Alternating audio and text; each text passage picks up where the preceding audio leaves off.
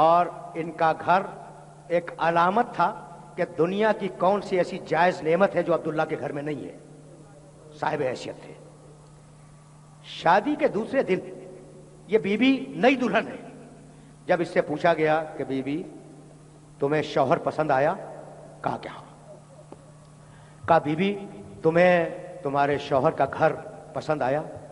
کہا کہ ہاں گھر تو بہت اچھا ہے لیکن اس گھر میں ایک کمی ہے.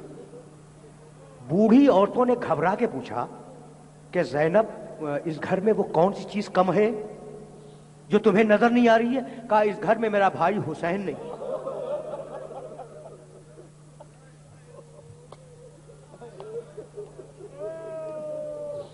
بس میرے عزیزو، میرے دوستو، تقریر اس مرحلے پر ختم ہو رہی ہے.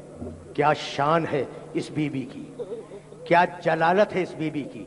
جب حسین نے طے کیا کہ میں مدینہ چھوڑ دوں گا تو اب ظاہر ہے کہ حسین ہے امام وقت، عبداللہ ہے شوہر، اور بیوی کو شہزادی زینب کو اپنے شوہر سے اجازت لینی ہے. جانتے ہو کیا کیا بیوی نے؟ ادھر سامان سفر کی تیاری ہو رہی ہے، ادھر عبداللہ بیمار تھے. بیوی گئی عبداللہ کے حجرے میں، ان کے سرہانے بیٹھ گئی اور بیٹھ کر شہزادی نے رونا شروع کیا. عبداللہ نے کہا شہزادی تم گریہ کیوں کر رہی ہو؟ کہا عبداللہ تمہیں تو معلوم ہے نا کہ میرا بھائی آج مدینہ چھوڑ کے جا رہا ہے. کہا ہاں مجھے معلوم ہے.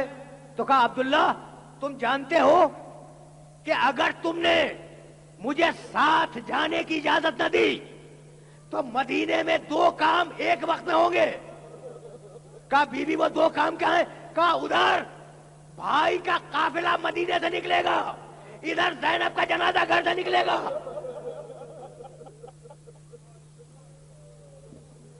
کہا بی بی حسین امام وقت ہیں، ان کا حکم میری اطاعت، ان کی مرضی میری مرضی، تم جاؤ. سن لیا نا تم نے بڑے آرام اور بڑے اطمینان کے ساتھ؟ تو اب بس ایک جملہ سنو اور اب مجھے اجازت دے دو، اب اس سے زیادہ زحمت نہیں دوں گا. اگر بی بی نہ ہوتی تو کربلا نہیں ہو سکتی تھی. حسین نے فیصلہ کیا مکے اور مدینے کا، اور اس شہزادی نے فیصلہ کیا کوفے کا اور دمشق کا. جب بی بی خطبہ دے کر ابن زیاد کے دربار میں آئی تو ساری بیویاں سامنے تھی، شہزادی زینب ان کی پشت پہ تھی. دو جملے سنو مجھے اجازت دے دو. ایک مرتبہ ابن زیاد نے دیکھا اور دیکھنے کے بعد کہا کہ یہ بیویاں جھکی ہوئی کیوں کھڑی ہیں؟ کہا امیر جس رسی میں ان بیویوں کے شانے بندھے ہوئے ہیں اسی رسی میں ایک چھوٹی سی بچی کا گلا بھی بندھا ہوا ہے. اگر بیویاں سیدھی کھڑی ہو جائیں تو بچی کا دم گھٹ جائے. بس دو جملے سنو، دو جملے. بیوی نے ابھی کوفے کے بازار میں خطبہ دیا ہے، اب دربار میں آئی ہے. کہا اچھا ایسا کرو، ابن زیاد نے کہا ایسا کرو ان بیویوں کو بیٹھنے کی اجازت دے دو اور بچی کے گلے کو ذرا سا ڈھیلا کر دو. تم نے گریہ کیا، تقریر تمام ہو گئی. اب اس سے زیادہ زحمت نہیں دوں گا. بیٹھ گئی بیویاں، بچی کا گلا ڈھیلا ہو گیا. اب ابن زیاد نے کہا یزید کی فوج کے ایک سپاہی سے کہ ذرا ان بیویوں کا تعارف کرا دے. بہت غیرت مند ہو نا. دنیا کا کوئی انسان بھرے دربار میں اپنی ناموس کا نام پسند نہیں کرے گا. یہ کلیجہ تھا میرے بیمار امام سید سجاد کا.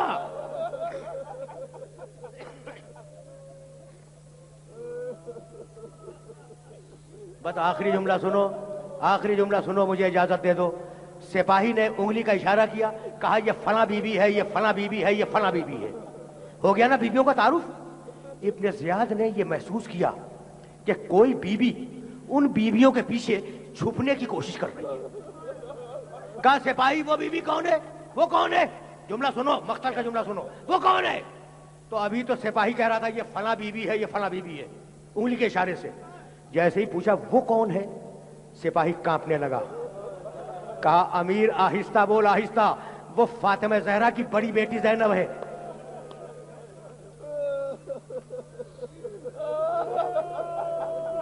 امیر آہستہ بول، وہ علی کی بڑی بیٹی زینب ہے، ابھی کوفے کے بازار میں خطبہ دے کے آ رہی ہے. بس آخری جملے سننا، آخری جملے. تم نے گریہ کیا، مجلس تمام ہوئی. کہا بیویوں کو ہٹاؤ. ابن زیاد کوفے کا حاکم، کہا بیویوں کو ہٹاؤ، میں علی کی بڑی بیٹی سے بات کرنا چاہتا ہوں. شمر تازیانہ لے کے بڑھا.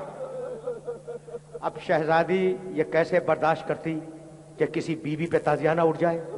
شہزادی ان بیویوں کے پیچھے سے کھڑی ہوئی اور کھڑے ہونے کے بعد اس نے آواز دی کہ ابن زیاد تو مجھ سے کیا بات کرنا چاہتا ہے؟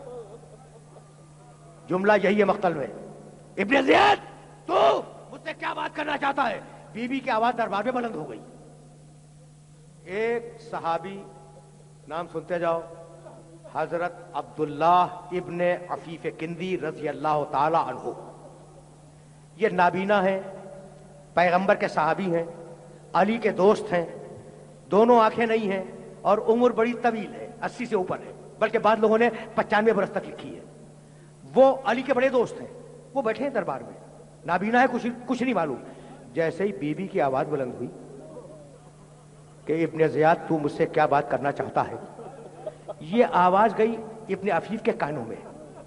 مڑ کے پہلو والے سے پوچھنے لگے کہ اے شخص کیا علی زندہ ہو کے آ گئے؟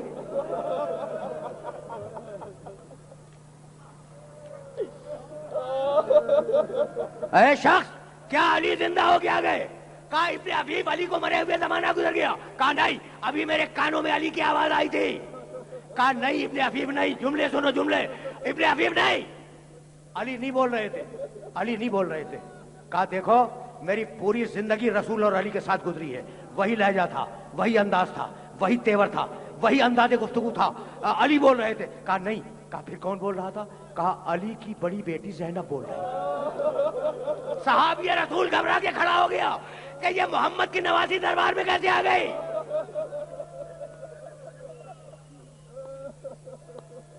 تم نے گریہ کیا، مجلس تمام ہو گئی نا. دیکھو میں نے بڑی زحمت دے دی، میں بہت معذرت خواہ ہوں، لیکن یہ جملہ سنتے جاؤ تاکہ واقعہ مکمل ہو جائے. صحابی رسول گھبرا کے کھڑا ہو گیا کہ یہ محمد کی نواسی دربار میں کیسے آ گئی؟ کہا ابن زیاد، صحابی رسول کہہ رہا ہے، ابن زیاد خدا تجھ پہ لعنت کرے. جلال آ گیا نا صحابی کو، ابن زیاد خدا تجھ پہ لعنت کرے.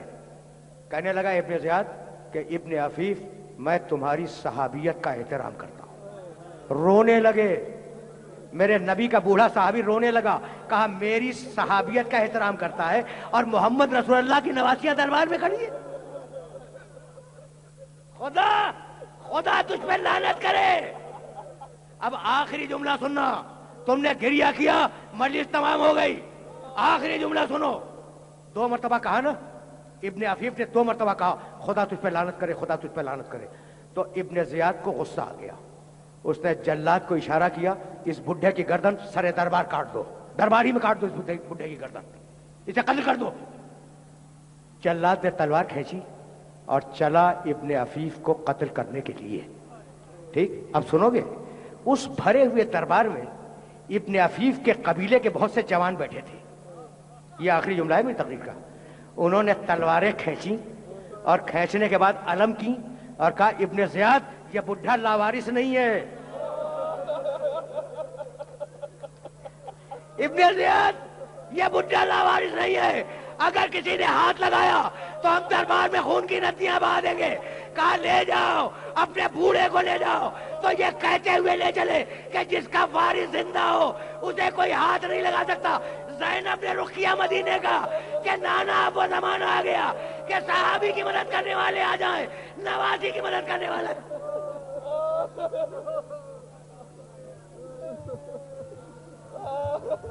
وَسَيَعْلَمُ الَّذِينَ ظَلَمُوا أَيَّ مُنْقَلَبٍ يَنْقَلِبُونَ رَبَّنَا تَقَبَّلْ مِنَّا إِنَّكَ أَنْتَ السَّمِيعُ الْعَلِيمُ.